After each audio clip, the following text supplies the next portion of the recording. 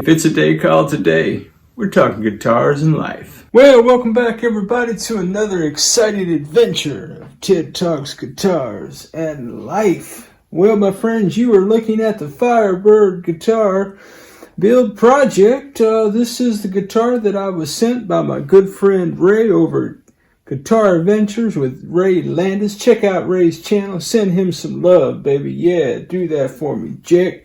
I sure would appreciate it. In this video, we're going to do just a couple of finishing touches to the guitar, and we're going to set the guitar up. Maybe if we move expeditiously, we'll even have time to get a tone sample or two, Jack. I don't know what's going to happen, guys. I never, ever do.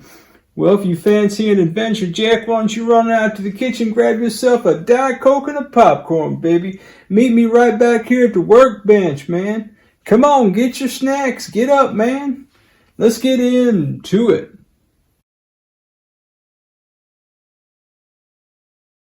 Well, my friends, welcome back to the workbench. The first order of business is going to be kind of sort of a cosmetic-y thing. I did go ahead copacetically install some strap buttons on the guitar body. That was not a big deal. I was doing that work and I said, man, let me turn the camera on and talk to my friends about guitars and life, Jack. This is a Friday night edition for me. My workday has completed. The weekend has arrived and there's nothing more I'd rather do, Jack, than hang out with my lady and have a good date night. But she's off and away. So, yeah, man, guess what? Y'all are second place, Jack. Yeah, man. Nothing I'd rather do other than hang out with my bride and be with you guys, man. So here's what we're going to do. This is the DIY pickguard. I know it looks like a DIY pickguard. Oh, man. That's not very professionally done. Well, no, it's Ted Talks Guitars and Life, Jack. You didn't expect professionally done, did you?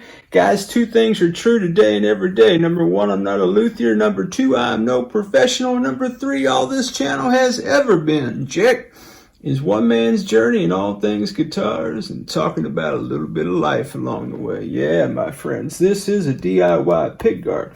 Now, I have one challenge with my 3-ply DIY pickguard. Say that really fast, Jack. Is that my screws do not copacetically go flat into that pickguard. I don't think you can see that. Let me see if I can get you in here to see what I'm seeing. You see that ugliness right there? All right, now you'll notice that the one, excuse my shaky hands. You see the top one up here? Yeah, man, that's what they're supposed to look like. So I mentioned I started without you, right? So I did a little bit of research on the interwebs. And I found out, see what I've got going on here. Let me get a screw out here. We'll talk about it, Jack. We'll just do a little bit of work on a Friday night. Man, what you guys got going on? Put in the comments, baby. Let me know what's happening, Jack. All right, so my screws have this little funnel kind of tip to it, right? You see the little funnel? My pickguard is flat. And according to the folks on the interweb, my friend, I needed to what's called countersink those holes so that that funnel shape would kind of sit down in there and it would lay flat like this one. I've already done this one, spoiler alert. So I thought, well, I don't know how to do that, man. Should have been called welcome back to another episode of Ted's Never Done That Before, Jack. So, guys, I did buy a drill a while back. And with my drill, I got a little box of gadgets. Oh, I got gadgets like this. And one of those gadgets was kind of some drill tips. Oh, that one's even better. That has this little arrow point on it. And I thought, what in the world is that thing? Guess what that's for, guys? That's for countersinking a screw hole. At least that's what I'm going to use it for. So let me get the camera out here a little bit. So I was using this one so as to not go very deep into that dark night. This one is a little bit wider. Let me just check and see if this will be better or not. It could be too wide. I'm assuming that'd be a problem. So I'm just going to line it up. I'm going to put the screw in front of it and see if I can see it behind it. Yeah, that's probably just a little bit too big. I don't want the screw to sink completely into it, but I do want to open it up a little bit. I wonder, guys, I wonder if I take this off a little bit. What is he going to experiment with something he's never done before? Yes, I'm going to experiment with something. Man, and it's like you don't even know what the channel is about, Jack. Oh, sorry. I was just trying to keep up. Well, you should keep up more aggressively, bro. Everybody else knows exactly what's coming. Ted's going to do something he's never done before. And it's probably all going to be all right. And if it's not, guess what? It's not. I don't know what to tell you. All right, guys. I'm going to tape off this at the tip here. Thinking that I can somehow stop that drill right about right there. Okay? So I've got my hole, and I know what to expect because I did this one. Now, I did that one with the smaller, so I'm expecting this to be even better, Jack. Wouldn't that be something we could actually do this? So I'm going to insert my drill bit with my little taped off edge. And I'm just going to do a little something like this, guys, on a Friday night with my friends. Let me just get some of this tape out the way. Let me just get, I don't need all that tape showing, man. All right. Here we go.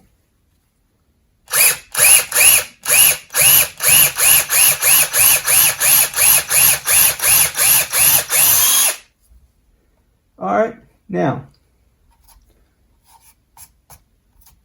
I love the smell of plastic burning, said no one ever. I had a tool, here we go.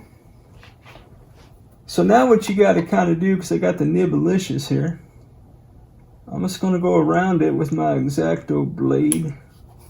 That ain't exactly sharp. Kind of defeats the purpose of being exact if your blade ain't sharp, but you know, hey, I'm going to try not to scratch this pick guard, although I'm really not worried about that too much. It doesn't have as much overhang as the other one did. All right, let me be decent and use my screwdriver here. Step away from the drill. Step away from the drill. I like the drill. The drill is quicker. The drill is copacetic, Jack. All right, now let's take a gander. Okay, guys, I think you can see the difference between this one, and that one, right? See how that one kind of sticks up? This one doesn't stick up as much. The one up here still sticks up a little bit. So I'll tell you what, I'm going to go ahead and just handle my business right here. I think I could have gone just a skosh deeper with the drill right here, but I'm just going to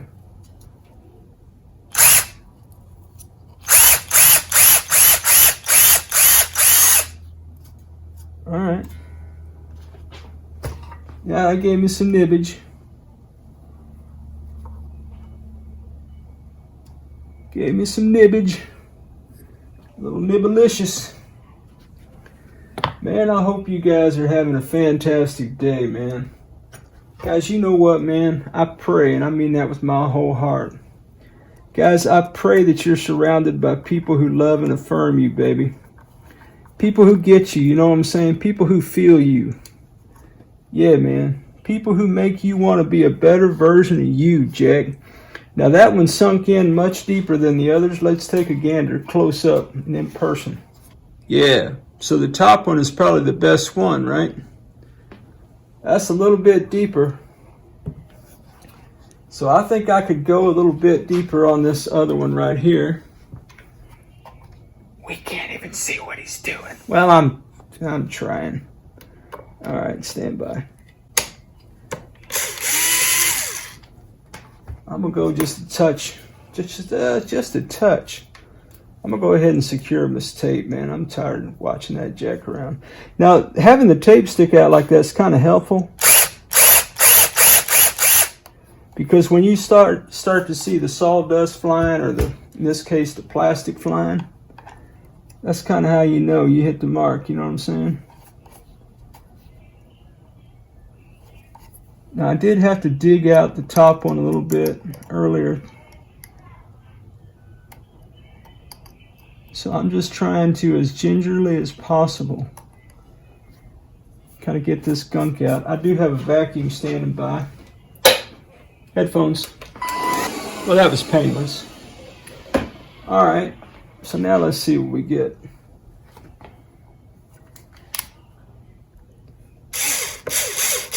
Oh yeah, what do you think, guys?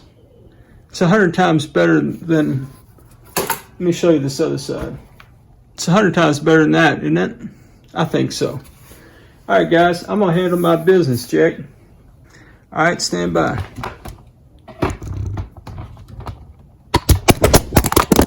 Well, crap. Yeah, the phone fell off the thing again. I hate this tripod, man, I really do. It's a wonder my phone still functions.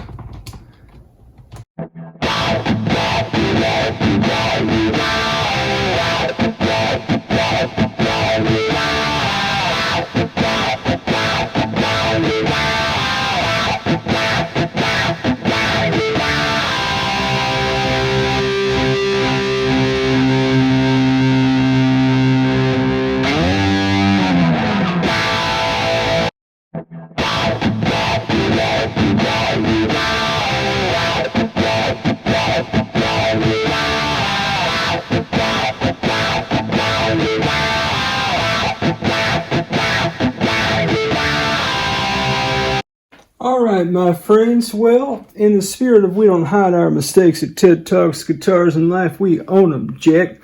I had never done that particular process before other than this first one up here, and it was not deep enough. So I had copacetically taped off my countersink apparatus, if that's even what this is. I don't know if it's made for that or not, guys. It's just what I used. While I was going hard in the paint and drilling, my tape slipped all the way off the end, Jack. So I made a bigger hole there than this little screw head could fill up. So this was all cattywampus and wanting to come off and all that. And I was like, dang, Ted. Yeah, guys, if my old man was still alive, he'd call me a bull in the china closet and a couple other choice words probably for doing something like that. But that's why we have the inner critic. Yeah, I was just thinking that, bull in the china closet. Yeah, I know you were. Anyway, guys, my holes were way too big for these screws. So what did I do?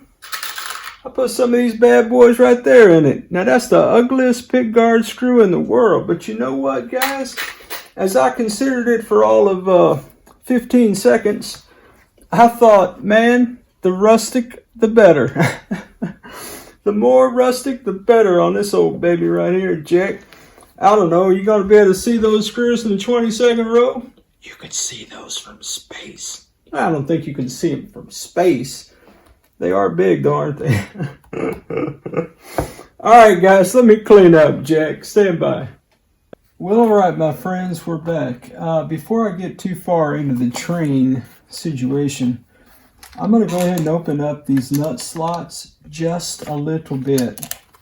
Now, I use the Music Nomad diamond files because I have them, guys. You don't have to use diamond files. Okay, let me show you what I mean. This is a bass string. It's the end, right? So you could just take it and do this. Now, it'll take you longer, and this particular nut is plastic, so it's really not ideal. Okay, and what I'm doing is I'm kind of going diagonal. Look, guys, some of you have been doing this a very long time. You can do this with your eyes closed, your hands tied behind your back, uphill both ways, in the snow, knee deep in a swimming pool, baby. But other people who are watching may have never done this before, okay? So let's everybody be a little patient. So if you take a guitar string and you just kind of use it as if it's sandpaper, okay? Now you don't want to go very far, you don't want to go very quick. So you want to do that a little bit, and then you want to test it, okay? There's several different ways you can test this. You can have some kind of a tool, something like a nut height gauge from Music Nomad. That'll kind of help you figure that out. Or you can eyeball it.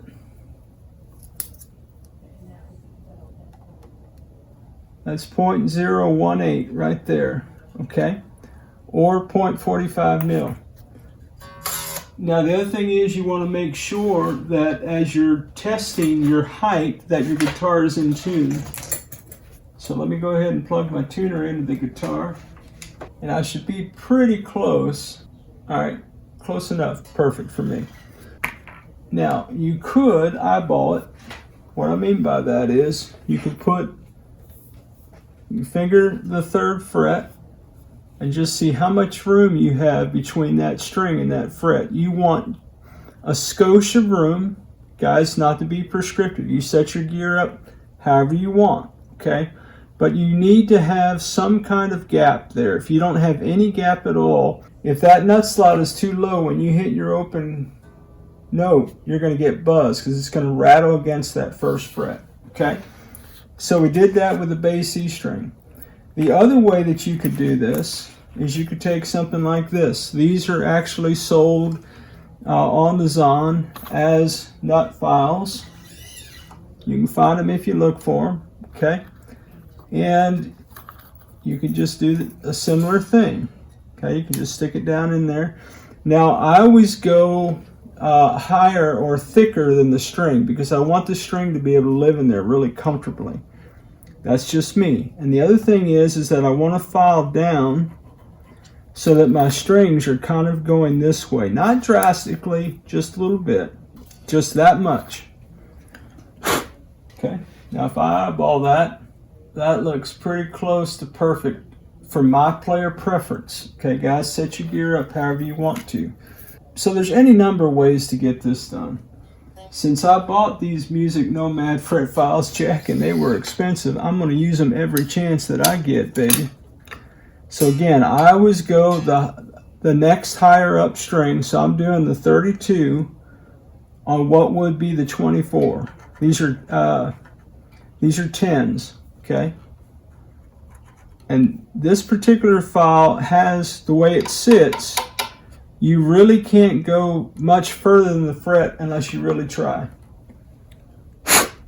Meaning you could like get off the fret and just go to town on that bad boy. Would not recommend that. That's perfect for my player preference. So I'm going to keep doing this. I'm going to do that to all of them, okay? Now I also I don't just go straight. I sometimes roll my file over a little bit, okay? And again, I'm filing down a little bit at an angle. Be careful when you do that. Because oftentimes what happens is if you do that too forcefully, you're going to cut right into the tip of the fingerboard on the other side of that nut. That's a small cosmetic thing. I don't really care about that. I care about the nut slot being cut properly more than I care about that. Since we're talking, I just thought I'd share that with you. All right, now I got 2 more to do. I'm just going to do them. Now, if you had some kind of nut sauce or something, you could put that in there. I happen to be out of my Big Ben's nut sauce, and I've forgotten to order some. Hey Jay, I'm wondering, man, could I put that lube in here? I probably could, guys. I'm not going to. Now this is the one that I've already cut a little bit, so I need to be very careful. And the reason that I cut it is that the string was popping out of that slot, okay? So that's another reason for checking these kind of things. And if you have these diamond nut files, guys, they're super aggressive. Meaning they're going to cut right through. Now this is plastic, remember. We haven't swapped out the nut, and I may do that. But I haven't done that yet. But I just want to make sure that this string isn't going to jump out of there, okay? Now I don't want the string so embedded in that slot where it catches, okay? I want it to be able to move freely. So you should be able to tell that about half of the low E string is above the nut and about half of it is in it. It's not buried in there, okay? All right, So we have successfully filed our nut slot. Okay, so now I'm going to follow a train. I'm going to tune the guitar. Hey guys, when you tune, you probably want to make sure you're moving the right machine head. Okay, our guitar is in tune. Now, I did tweak the truss rod just a smidge when we were kind of off line. So let me look at it. So I'm going to hold down the first fret and down here at the body. That's good. For my player preference, guys, that's good. The other way you can do it, you can hold down the first fret here and just put a thumb here toward the body. Use your finger to kind of tap. You probably want a little bit of play, okay? But again, guys, it's player preference. Let me get my files out of the way. Stand by. Okay, so train. We're going to tune. That's the T. We're going to check our relief is what I just did. Relief has to do with how straight is your guitar neck. Okay, do you have any back bow or not in it? The third thing is action. Action has to do with how high the strings are off the fret. Okay, if I were to take my gauge, all right, the treble E is right about 0.05, which is where I like it. The B is 0.05, the G is 0.05, the D jumps to 0.0, almost 7. A, same thing, and the E is going to be higher for me. It's about 0.08 or thereabouts, okay? It's a scientific term. It is a scientific term. Okay, guys. So we've tuned our guitar, we've set our relief, we've got our action where we want it. The I in train stands for intonation. So when we intonate a guitar, what we're trying to make sure the best we can, and guys, look, you can do all kind of research, you can scour the interwebs, and you're going to find people, some people would say that you shouldn't check intonation at the 12th fret, you should do it other places. There's all kind of theories about whether or not you can even perfectly intonate. Just because you're intonated on one fret doesn't mean you're intonated on all of them, some would say, okay? I'm going to follow the let's intonate it at the 12th fret, and as I'm talking to you, I'm seeing a little bit of nibbage around this pickguard screw, so I'm going to be distracted for just a second. Thought you didn't care about the cosmetic stuff. Well, I really don't care about the cosmetic stuff, but if it's something I can help, I mean, yeah.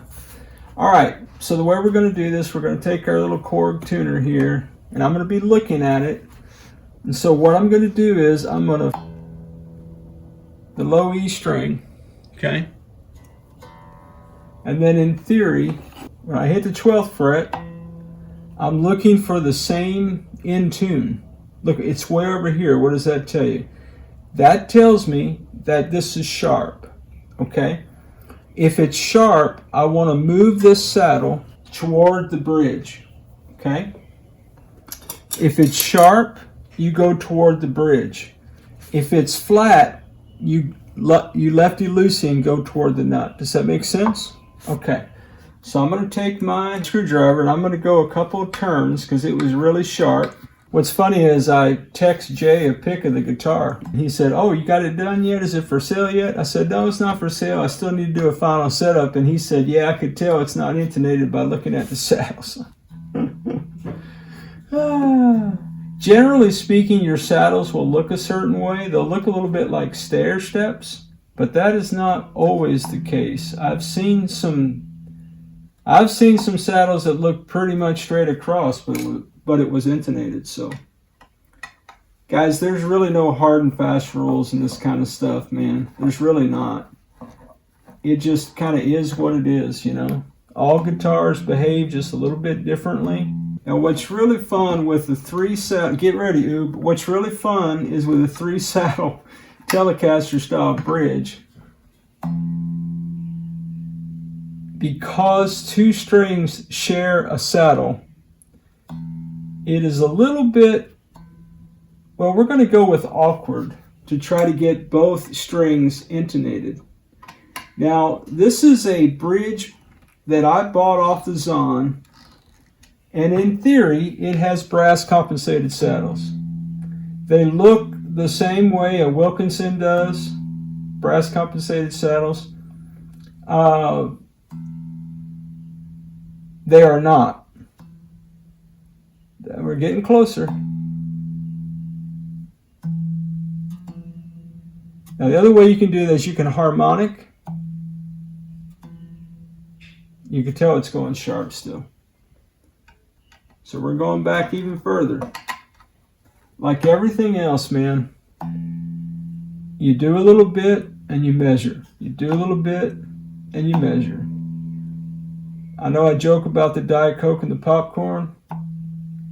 You probably don't want to have a lot of snacks on your workbench. I mean, what's a workbench without snacks? But that said, you want to take your time, man.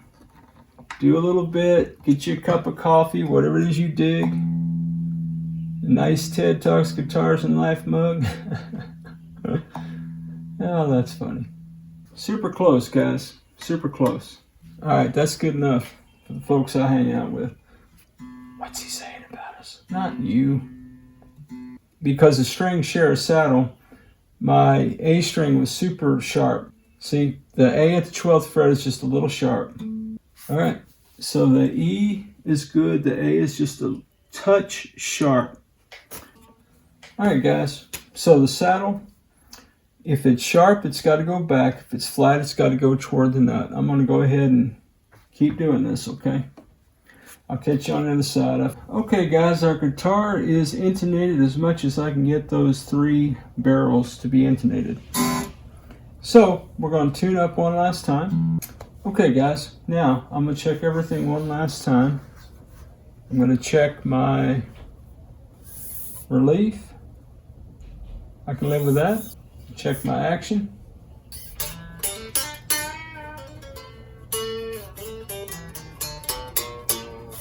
Look at the nut one more time. Well, guys, our guitar is all set up the best we can get it right now. I will take it over to the pedal board. I'll do all of this one more time. I'll use my chromatic tuner. It's a little bit more reliable than my old trusty workbench Korg here, Jack.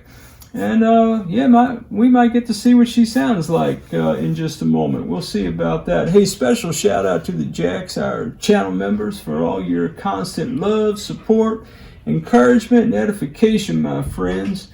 And thank each and every one of you for choosing to spend any time at all with me talking about guitars and life. Man, you guys are the best.